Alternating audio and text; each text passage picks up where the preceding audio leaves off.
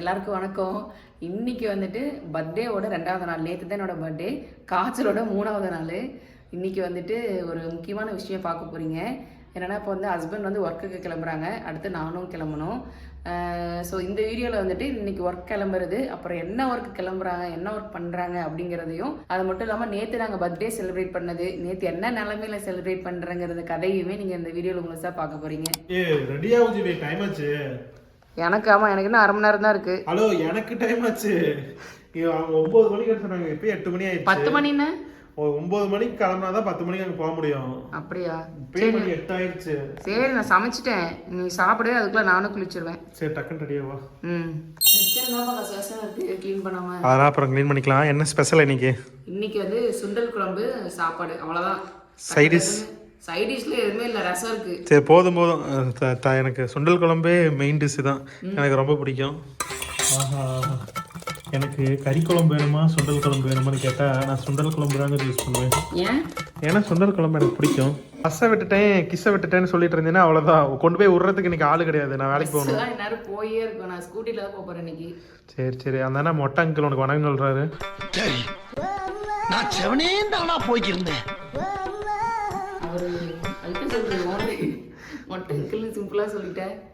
A few moments later. 8:30 மணிக்கு பஸ்ஸுக்கு இப்பதான் போய் குளிக்க போறேன். குளிச்சுட்டு வந்துட்டேன். நீ போய் ரெடியாவு, டக்குன்னு ரெடியாவு, போலாம். அவ்வளவுதான், ரெடியாயிடலாம்.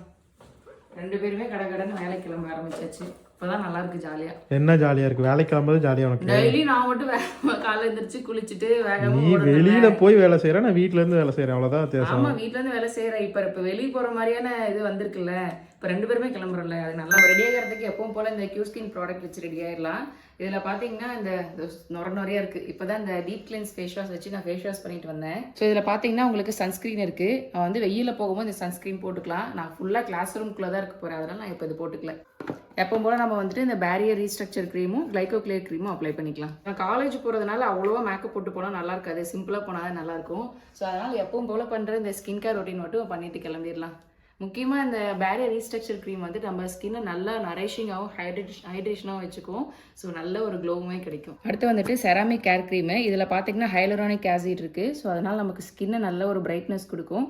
ஸோ ஸ்கின்னுக்குமே நல்லா ஹெல்த்தியாகவும் இருக்கும். ஸோ எல்லாமே நம்ம ஸ்கின் கேர் ரொட்டீன் தான். நீங்கள் எது யூஸ் பண்ணாலுமே நீங்கள் வந்துட்டு ரெகுலராக யூஸ் பண்ணணும். ஒரு 3 months மேலே யூஸ் பண்ணிங்கன்னா தான் ஸ்கின்னில் வந்துட்டு விசிபிளான நல்ல ரிசல்ட்ஸ் கிடைக்கும். அவ்வளோதான், எல்லாமே அப்ளை பண்ணியாச்சு.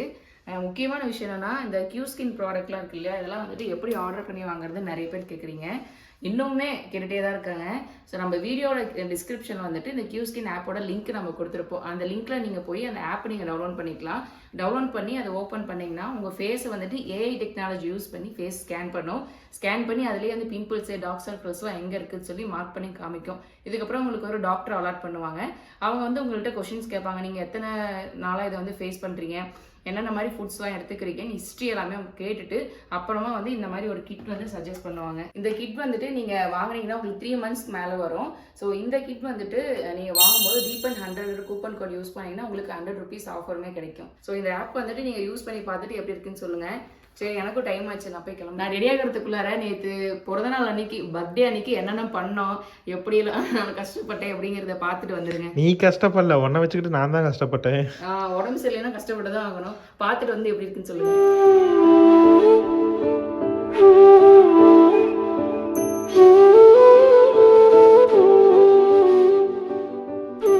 GV, happy birthday to you.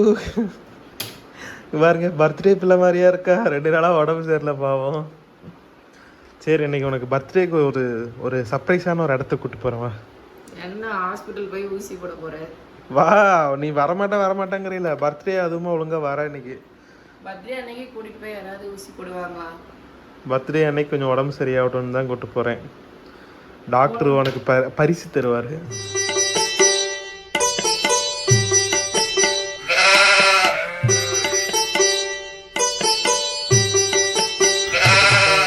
எத்தனை மாத்திரை? என்ன பெரிய பொட்டணமே கொடுத்துருக்காங்களே. ஆமா, 3 நாளைக்கு மாத்திரை கொடுத்துருக்காங்க. நல்லா ஹெவி டோஸ் கொடுத்துருக்காங்களாம்மா. ஹெவி டோஸ்லாம் நான் கொடுக்க மாட்டேன்னு சொல்லி தான் அவங்க கொடுத்தது. அப்படியே ஹெவி டோஸ்ன்னு மட்டும் தான் கேட்டு அரைகுறையா கேட்டுட்டு நீ டாக்டர் பேரை கெடுத்துறாத. எனக்கு கேட்கல சரியா.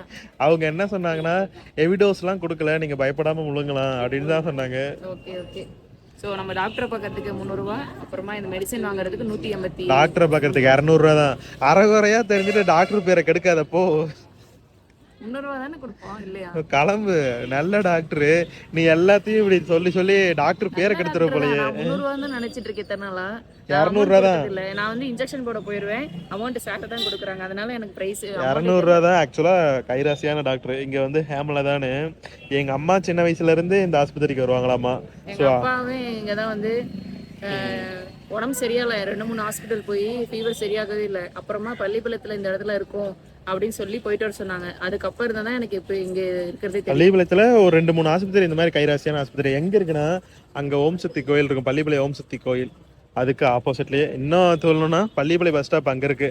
அப்படியே இங்க இருக்கு, அதுக்கு பின்னாடியே இருக்கு ஹேமலதா ஆஸ்பத்திரின்னு. சின்ன வீடு மாதிரி தான் இருக்கும், ஆனா நல்லா ட்ரீட்மெண்ட் நல்லா பண்ணுவாங்க. போலாமா? வேற யாரோ வண்டி நான் விற்கிறேன்னு உடம்பு சரியில்ல, யாராச்சும் பிரியாணி சாப்பிடுவாங்களா? நாம பிரியாணி சாப்பிடலாம்னு கூட இருக்கிறவங்களுக்கு பிரியாணி செஞ்சு கொடுக்கணும்ல. அப்படிங்கிற பேர்ல நீ செஞ்சு சாப்பிட்டுக்கிறது. நானும் சாப்பிடுவேன். நார்மல் நான் எத்தனை டைம் கேட்டிருப்பேன், அப்ப செஞ்சியா? என் பர்த்டே அன்னைக்கு கொடுக்கணும்னு தோணுச்சு. நீங்க தான் கிஃப்ட் எதுவும் கொடுக்கல, அதனால நான் கிஃப்டா செஞ்சு தரேன் பிரியாணியை. உனக்கு வேணுங்கிறத என் பேர்ல நீ சாப்பிட்டுக்கிற. சரி, அப்படி கூட வச்சுக்கோங்க. ஸோ அங்கே வந்தோம், எல்லாமே வேணுங்கிற பொருள் எல்லாம் வாங்கியாச்சு. சிக்கன் வாங்கவே இல்லை இன்னும், போகும்போது வாங்கிக்கலாம். மதியம் 5 மணி. மதியம் 5 மணி இல்ல, மணி 2:30 தான் ஆகுது. 2:30 தான் ஆகுது. சமைச்சியா இல்லையா? பசி உயிரே போகுது. வீடு ஃபுல்லா வந்து 2 நாளா உடம்பு சரியில்லாம கிச்சன்லாம் கசகசன்னு இருக்கு. அதனால என்னடா இப்படி இருக்குன்னு கமெண்ட் பண்ணாதீங்க. சரி சமை டக்குன்னு. மேலதான் இருக்கு பாத்திரம். சரி புடி, நான் ஏறுறேன். நான் ஏறுறேன் ஜீவி.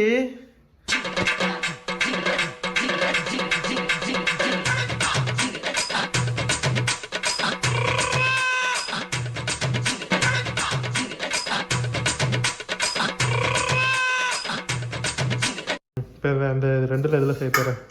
இதுவே போதும்ல, பத்தாதான்? பத்தாது ஜீவி. 1.5 கிலோ கறிக்கு எப்படி ஜீவி பத்தோம்? மக்களே, உங்களுக்கு ஒரு டிப்ஸு. வாழைப்பழம் வாங்கினீங்கன்னா சும்மா வைக்காம இந்த மாதிரி கட்டி தொங்க விட்டிங்கன்னா ரொம்ப நாளைக்கு பழம் கனிஞ்சு போகாமல் இருக்கும். அப்படிலாம் இல்லையே. அப்படித்தான்.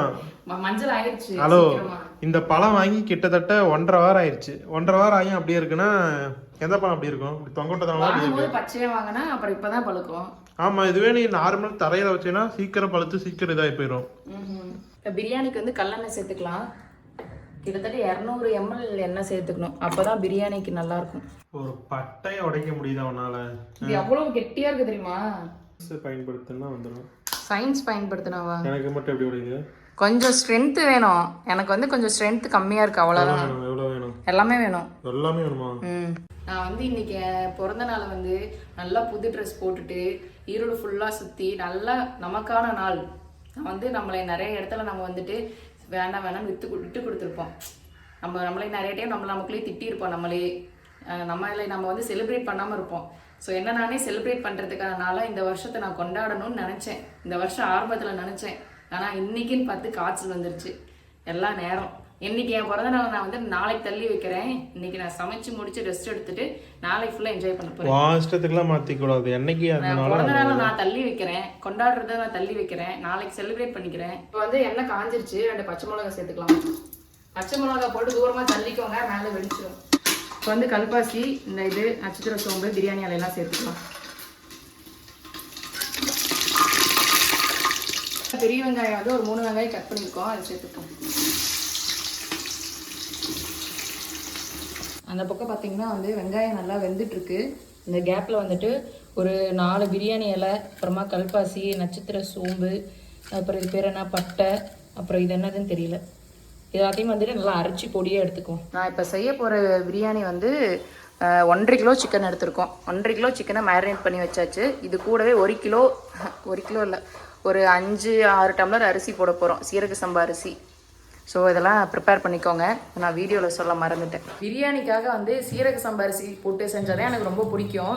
பாஸ்மதி அரிசி எனக்கு அவ்வளோவா டேஸ்ட்டு தரல. ஸோ அதனால் நாங்கள் சீரக சம்பா அரிசி வாங்குறதுக்காக கடைக்கு போய் 1 கிலோ கேட்டிருந்தோம். கேட்டால் வந்து 190 ரூபா சொன்னாங்க.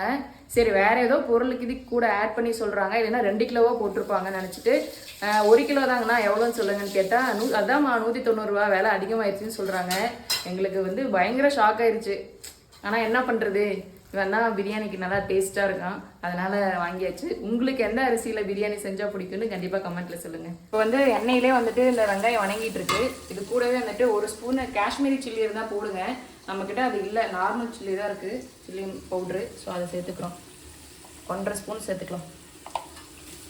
இப்போ நம்ம போட்டால் தான் இந்த கலர் வந்துட்டு நமக்கு நல்லா கிடைக்கும், நல்லா பிரியாணிலேயே வந்து நல்லா ஃப்ளேவராக இருக்கும். பார்த்தீங்கன்னா இப்போ எண்ணெயிலே வந்துட்டு இந்த கலர் வந்திருக்கும். இதுவே காஷ்மீரி சில்லி போட்டிங்கன்னா இன்னும் நல்லாயிருக்கும். இப்போ இந்த டைமில் வந்துட்டு ஒரு கைப்பிடி வந்து புதினா சேர்த்துக்கலாம், இன்னொரு அரை கைப்பிடி வந்து கொத்தமல்லி சேர்த்துக்கலாம். இது கூடவே நல்லா வெங்காயம் நல்லா வெந்து வதங்கி வரட்டும். வந்து வெங்காயம் வதங்கிட்டு இருக்க டைம்லவே அரிசி ஊற வைக்கிறேன். ஏன்னா அரிசி வந்துட்டு 1/2 மணி நேரம் ஊறினா போதும். நமக்கு சிக்கன்லாம் வெந்து வரும்போது நமக்கு 1/2 மணி நேரம் ஆயிரும். அதுக்காக நான் இப்போ அரிசி வந்து ஊற வச்சுக்கிறேன். பூண்டை விட இஞ்சி அதிகமாக சேர்த்து இஞ்சி பூண்டு பேஸ்ட் ரெடி பண்ணி சேர்த்துக்கலாம். இஞ்சி பூண்டு பேஸ்ட் நல்லா வந்துருச்சு, ஸ்மெல்லு போயிடுச்சு. இப்போ அரைச்சி வச்ச இந்த மசாலா சேர்த்துக்கலாம். இந்த மசாலா மட்டும் போதும், நீங்கள் மல்லித்தூள் அது இதுன்னு எந்த மசாலாவும் சேர்க்க தேவையில்ல, இதுவே போதும். இதுவும் வரமிளகாத்தூள் மட்டுமே போதும். இதுதான் பிரியாணி மசாலா. இல்லை மல்லித்தூள் சேர்ப்பாங்க, சிக்கன் மசாலா சேர்ப்பாங்க. இதெல்லாம் எதுவும் சேர்க்காம செஞ்சீங்கன்னா தான் ஒரிஜினல் பிரியாணி கிடைக்கும். அந்த மசாலா போட்டு நம்ம வந்து அடுப்பு சன்னத்தை வச்சு கொஞ்ச நேரம் கிளறிட்டே இருக்கணும். அப்போ தான் நமக்கு வந்து ஒரு கசப்பு தன்மையெல்லாம் போகும். இப்போ வந்து நம்ம தக்காளி வந்துட்டு ஒரு 4 தக்காளி வந்து 5 தக்காளி வந்து சின்ன தக்காளி அதை அரிஞ்சு வச்சுருக்கோம், அதை சேர்த்துக்கலாம். உங்களுக்கு பெரிய சைஸாக இருந்தால் அதுக்கேற்ற மாதிரி நீங்கள் சேர்த்துக்கலாம். இப்போ தக்காளி சேர்த்து நல்லா கலரிடுவோம். தக்காளி போட்டாச்சு. இப்போ வந்துட்டு கொத்தமல்லி ஒரு அரை கைப்பிடி, அப்புறமா புதினா ஒரு கைப்பிடி சேர்த்துக்கலாம். இதெல்லாம் தக்காளி போட்ட உடனே சேர்த்துக்கலாம். தக்காளி கூடவே சேர்ந்து நல்லா வெந்து வணங்கி வரட்டும். தக்காளி வணங்குறதுக்கு கொஞ்சம் கல்லுப்பு சேர்த்துக்கலாம். இப்போ தக்காளி வந்துட்டு ஓரளவுக்கு வணங்கிடுச்சு. இந்த டைமில் வந்துட்டு நம்ம தயிர் சேர்த்துக்கணும். தயிர் சேர்க்கவே மறந்துட்டேன். ஒரு 1/2 கப்பு தயிர் சேர்த்தா போதும். ஒரு 1/2 கப்பு தயிர் சேர்த்துக்கலாம். இங்கே சமைச்சிட்டு இருக்கேன். இங்கே வந்து எலுமிச்சை பழம் எப்போ போடணும், 2 பச்சை மிளகா போதுமா, ஏதோ நமக்கு சமைக்க தெரியாத மாதிரி இது போதுமா அது போதுமான்னு கேட்டே இருக்கிறது. கடைசியாக சாப்பிட போகிறது நான் தானே, எனக்கு நல்லா இருக்கும், டேஸ்ட் நல்லா தான் வரும். இதில் வந்து 1.5 கிலோ கறி இருக்கு. அது வந்து கோழி வாங்க போன இடத்துல அவங்க வந்து இன்னைக்கு கறியே போடலை, ஒரே ஒரு கோழி நமக்காக வெட்டி அது பாதி வச்சா வியாபாரம் ஆகாது, அதையும் வாங்கிக்கோங்க அப்படின்னு சொன்னதுனால அப்படியே வாங்கிட்டோம். வாங்கி நாம் 2 நாளைக்கு பிரியாணி சாப்பிடலாம். இவ்வளோ நேரம் செஞ்சது நான், ஆனால் இவன் கொஞ்ச நேரம் கிளறி விட்டுட்டு நான் செஞ்சதுனால தான் நல்லா வந்துச்சுன்னு சொல்லுவாங்கப்பா. நல்லா வரலைன்னா நான் கலரி விட்டதுனால தான் நல்லா வரலைன்னா நீ சொல்லுவதானே. கலரி விட்டதுனாலலாம் ஒன்றும் டேஸ்ட் மாறாது. நம்ம வந்து 6 டம்ளர் அரிசி எடுத்துக்கிட்டோம். 1 டம்ளர் அரிசிக்கு 1.5 டம்ளர் தண்ணி ஊற்றிக்கணும். அதனால நம்ம வந்து 9 டம்ளர் தண்ணி ஊற்றிக்கலாம். இப்போ நேரம் சிக்கன் வந்துட்டு தண்ணியே எதுவுமே ஊற்றாமல் மூடி வச்சதில் பார்த்தீங்கன்னா இவ்வளோ தண்ணி விட்டுருக்கு. ஸோ அதனால தான் நம்ம வந்து 1 டம்ளர் அரிசிக்கு 1.5 டம்ளர் வந்துட்டு தண்ணி எடுத்துக்கிறோம். நான் தண்ணி வந்துட்டு டேரெக்டாக ஊற்றாமல் இந்த மாதிரி கிட்டிலில் வச்சு 9 டம்ளர் தண்ணி எடுத்து கிட்டிலில் வச்சு சூடு பண்ணி தான் ஊற்றுறேன். ஏன்னா அப்போ தான் இது வந்து கொதிச்சு வரும். சுட சுட ஊற்றுறோம். என்னாச்சு? கீரை தான் செஞ்சு தண்ணி ஊற்ற கொதி அப்படியே இருக்குது பார்த்தியா, அதனால தான் கொதிக்கிற தண்ணி ஊற்றுறோம். இதுவே 10 தண்ணி ஊற்றினோம்னா மறுபடியும் ஃபர்ஸ்ட்லேருந்து சூடாகும். ஆமாம், லேட் ஆகும். இந்த ஒரு டெக்னிக் எல்லாருமே யூஸ் பண்ணுவாங்க, பட் யாரும் யூஸ் பண்ணலாம், இதை பார்த்து தெரிஞ்சுக்கலாம். இன்னொன்று என்னென்னா இதுக்கப்புறம் தான் நம்ம உப்பு கரெக்டாக இருக்கா, காரம் கரெக்டாக இருக்கான்னு எல்லாம் பார்க்க போகிறோம். இப்போ வந்து உப்பெல்லாம் பார்த்து கரெக்டாக பார்த்தாச்சு. இப்போ நம்ம அரிசி சேர்த்துக்கலாம். எவ்வளோ இப்படி பண்ணணும் அப்படி பண்ணணும்னு எவ்வளோ வாய் பேசிட்டு செய்கிறேன், கடைசியில் டேஸ்ட் எப்படி வரும்னு தெரியல. நல்லா தான் வரும், பிரியாணினாலே நல்லா தான் இருக்கும். பிரியாணி செய்ய விதம் ஒன்று இருக்குல்ல, கலர்ஃபுல்லாக இருக்குது, மேலே நல்லா ரெட்டாக கரெக்டாக இருக்குது. இந்த குண்டா ஜீவி இந்த குண்டாலாம் பண்ணலாம், இந்த குண்டாலாம் பண்ணான்னா இது கண்டிப்பாக பற்றி இருக்காது. பத்தாது எனக்கே தெரியும், ஆனால் இது கலரத்துக்கு கஷ்டமாக இருக்குது. வந்து பிரியாணிக்காகவே இந்த தோசைக்கல் வச்சுருக்கோம். தோசைக்கல் நல்லா சூடாயிடுச்சு. இந்த பக்கம் வந்துட்டு பிரியாணி அரிசி போட்டோன்னே ஒரு கொதி வந்துருச்சு. அப்படியே தூக்கி இது மேலே வச்சு தம்மு வச்சுருவோம். அப்போ அதை பண்ணணும் இதை பண்ணணும்னு சொன்னேன் நான், லெமன் ஊற்றணும்னு சொல்ல மறந்துட்டேன். எத்தனை, 1 எலுமிச்சை பழமா? ஆமாம், 1 எலுமிச்சை பழம் போடணும். 1 எலுமிச்சை பழம் புளிஞ்சு வச்சுருக்கோம், அதை ஊற்றிடலாம்.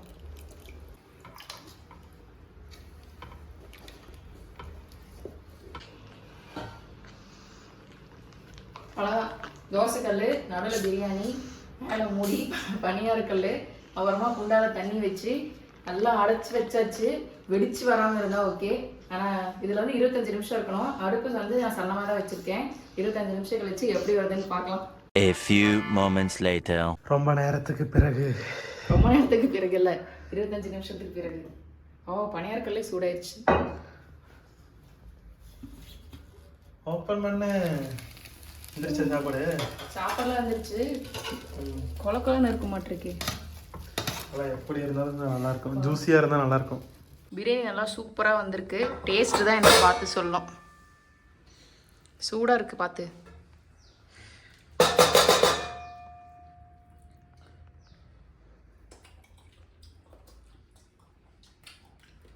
Top notch.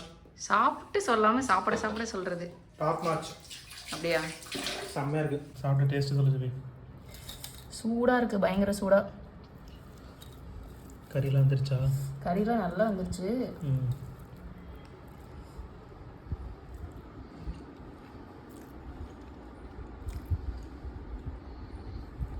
அளவுக்கு சமைச்சவங்க டேஸ்ட்டு சொல்கிறத விட சாப்பிட்றவங்க தான் சொல்லணும். ஆனால் பாஸ்மதி ரைஸை விட சீரக சம்பா ரைஸ் தான் வந்து அல்டிமேட்டாக இருக்கும்.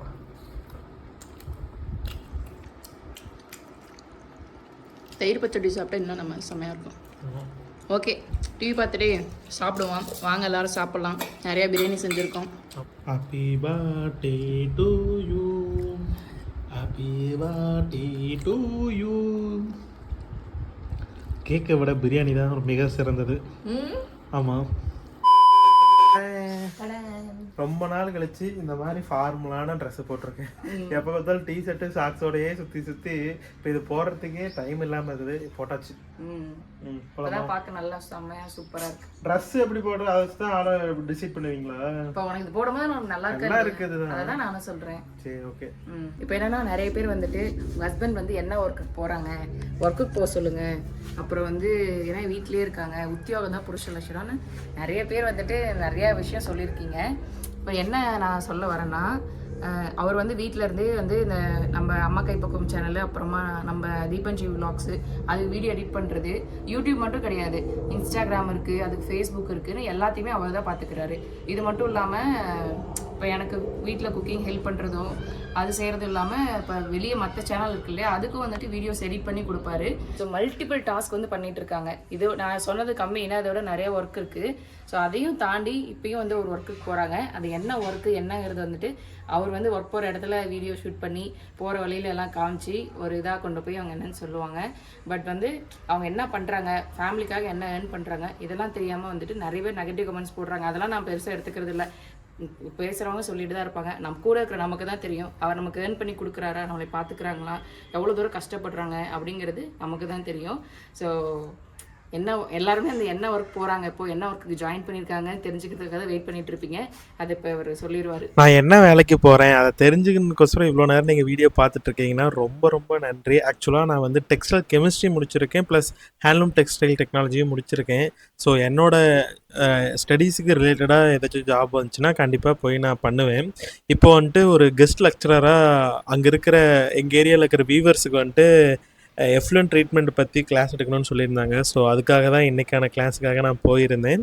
ஸோ இது வந்துட்டு monthly once or 6 months once அந்த மாதிரி தான் வரும். ஸோ இது என்னுடைய ஓன் இன்ட்ரெஸ்ட்னால இதை நான் போய் பார்க்குறேன். நான் வீட்டிலேருந்து ஏர்ன் பண்ணுறதை விட இது வந்து 10ல் 1 மடங்கு கூட இல்லை.